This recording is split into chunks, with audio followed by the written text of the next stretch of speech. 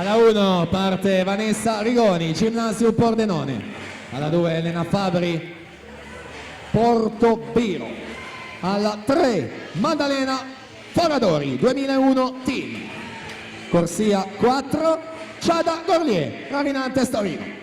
Alla 5 Giulia Teresa La Sorsa, Rarinantes Torino.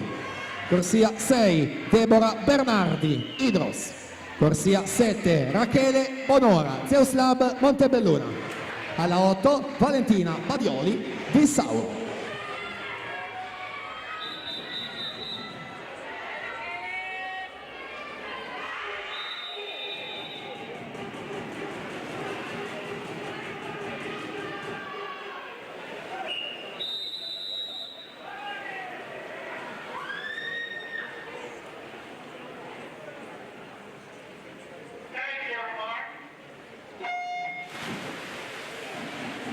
Partita alla finale junior, record è di Veronica Lucchese, 1, 2 e 16.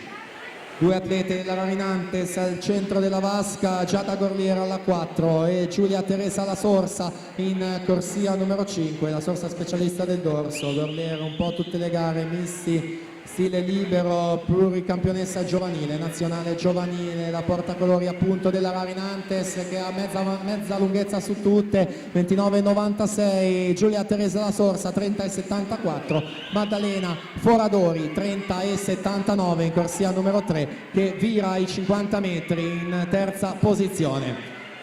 Sembrerebbe essere in cassaforte ormai la vittoria per Giada Gorlier, andrebbe ad aggiungere un'ulteriore medaglia d'oro a quelle collezionate nella giornata di ieri. La Sorsa alla 5 che mantiene e difende la seconda posizione, ma noi celebriamo la vincitrice Giada Gorlier, 1.01 e 0.8, quindi migliora di oltre un secondo il precedente primato e quindi nuovo record della manifestazione dei 100 l'orso junior.